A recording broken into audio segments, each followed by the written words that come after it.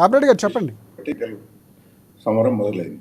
అయితే ఇక్కడ రెండో మొన్న ఏదైతే లోకసభలో బీజేపీకి రావడం మహారాష్ట్ర ఒక పెద్ద షాక్ ఇవ్వడం జరిగింది. ఈ 45 సీట్లలో మెజారిటీ సీట్లు వాళ్ళకి వచ్చినాయి. అయితే ఇప్పుడు సమస్య ఏంటంటే ఈ రెండు రాష్ట్రాలలో అసెంబ్లీ ఎన్నికలు జరుగుతున్నాయి.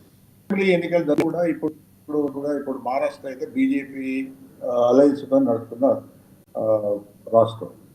ఇప్పుడు ఇది మామూలుగా ఒక రాష్ట్రంగా కాకుండా మహారాష్ట్ర ఎన్నికలు, శాసనసభ ఎన్నికలు అది దేశం మొత్తం మీదే దాని ప్రభావం ఉంటుంది. ఎందుకంటే బాంబే అటువంటి, ముంబై అటువంటి ఒక ముఖ్యమైన నగరము, అది మహారాష్ట్ర ఇండస్ట్రియల్ గా బాగా డెవలప్ అయిన రాష్ట్రము. తర్వాత పెద్ద రాష్ట్రం కూడా, యూపీ తర్వాత 48 సీట్లు అంటే అక్కడ 80 సీట్లు, ఇక్కడ 45 సీట్లు.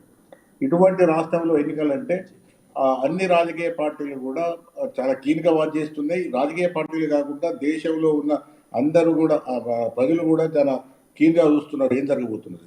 అయితే ఇప్పుడు జరుగుతున్న పరిణామాలలో కొంత మేరకు కాంగ్రెస్ మేనేజ్ చేసుకోగలిగితే, అంటే ఒకవేళ ఈ ఎన్సీపీ తర్వాత శివసేన, ఏకనాథ్ షిండే, కాంగ్రెస్ ఈ మూడు కూడా ఈ సీట్ల అరేంజ్మెంట్ ఏ విధంగా ఉంటుంది. ఎందుకంటే కాంగ్రెస్ యొక్క ఒక విధంగా నేను మాట అనద్దు కానీ, కాంగ్రెస్ చింత తెచ్చినా పులుపు కావలేదు అన్నట్టు అది ఎన్నడో దాని పాత వ్యవస్థ వేయింది. అదే జనపదు, అదే హైకమాండ్, అక్కడి నుంచెలే రావడం, ఆ సీట్ల పంపిణీ, ఈ అలయన్స్లు ఏ విధంగా ఉంటాయి. ఎందుకంటే మొన్న హర్యానాలో ఎందుకంటే కేజ్రీవాల్కు ఏదో విధంగా బీజేపీని ఓడగొట్టాలని బాగుండేది. దాన్ని కూడా వీళ్ళు కాంగ్రెస్ వాళ్ళు యూజ్ చేసుకోకుండా ఆయన వచ్చి మాట్లాడితే నేను లెక్కలేదని తెలియగొట్టారు. ఎంత హై హండ్రెడ్నెస్ అంటే అక్కడ చెప్తారు.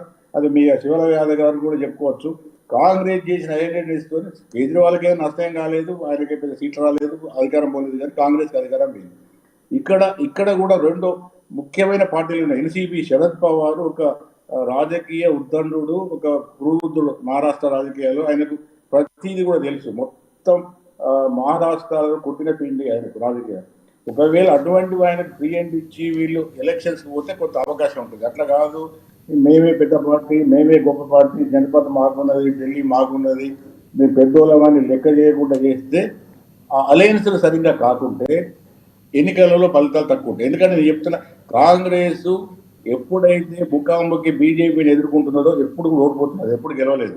ఎప్పుడైతే ఈ సంకీర్ణాలు అలయన్స్లు సక్రమంగా పెట్టుకున్నదో అప్పుడు మాత్రమే అది అన్ని మిగతా ఓట్లను కలుపుకొని గెలుస్తుంది. కాబట్టి ఈసారి హర్యానా మిగతా రాష్ట్రాల్లో జరిగిన పొరపాట్లను సరిదిద్దుకొని ఒకవేళ అలయన్స్ సరిగ్గా పెట్టుకొని పోతే మాత్రం కాంగ్రెస్ ఒక బలమైన శక్తిగా ఓడగొట్టేంత లెవెల్లో ఉన్నాయి. ఈ అలయన్స్లు కానీ ఆ తర్వాత జరుగుతున్న అనేక పరిణామాలు సరిగ్గా లేకపోతే మాత్రం మళ్ళీ బీజేపీ ఏదో ఒక విధంగా మళ్ళీ వాళ్ళు, ఎందుకంటే మొన్న జరిగిన గెలుపులో కూడా శివరావు యాదవ్ మీరు చెప్తున్నా, మొన్న గెలిచిన దానిలో ముఖ్యంగా ఆర్ఎస్ఎస్ కార్యకర్తలు 15 నుంచి 16,000 మంది మొత్తం ఢిల్లీ, యూపీ మొత్తం చుట్టుపక్కల రాష్ట్రాల్లో వాళ్ళు సపోర్ట్ చేసి వాళ్ళు చేయబట్టి గెలిచింది అక్కడ.